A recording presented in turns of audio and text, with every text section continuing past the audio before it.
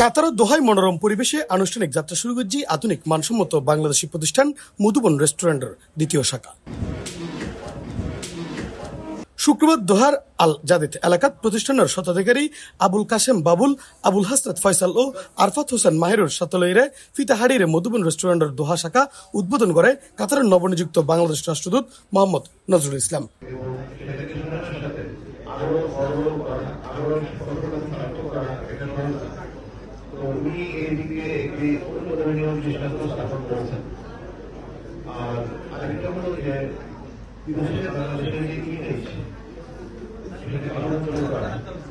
حبيت أشكر الحضور وعلى رأسهم سعادة سفير.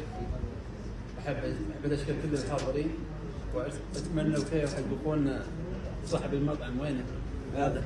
অনুষ্ঠানত বিশেষ অতিথি হিসেবে উপস্থিত আছেন প্রতিষ্ঠানের স্পন্সর কাতারি নাগরিক খালিদ আল মকবুল আহমেদ আপসি, সিআইপি রফিকুল ইসলাম হেলাল, ব্যবসায়ী মোহাম্মদ ইউসুফ, মাওলানা এনামুল হক, আবিদুর রহমান ফারুক। মধুবন আগে কাতার পুরান ন্যাশনালে ছিল, ওখান থেকে যখন আলাতিয়া চলে গেছে আমরা মধুবনের বহুত মিস করছি।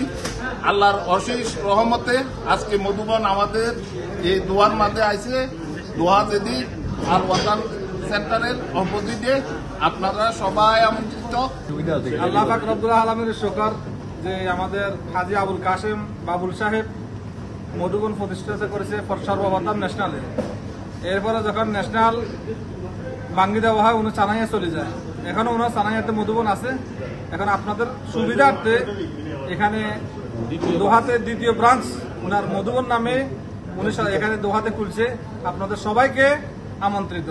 কমিউনিটি নেতা আহমেদ মালেক ও আকবর হোসেন বাচ্চুর সঞ্চালনায় সংক্ষিপ্ত আলোচনাত অংশ নেয় শাহজাহান সাজু, আমিনুল হক কাজল, মাহবুবুর রহমান চৌধুরী বাবু, এম নূর, মুসলিম উদ্দিন সহ কমিউনিটির বিভিন্ন সামাজিক, সাংস্কৃতিক ও পেশাজীবী সংগঠনের সিনিয়র ব্যক্তিবর্গ।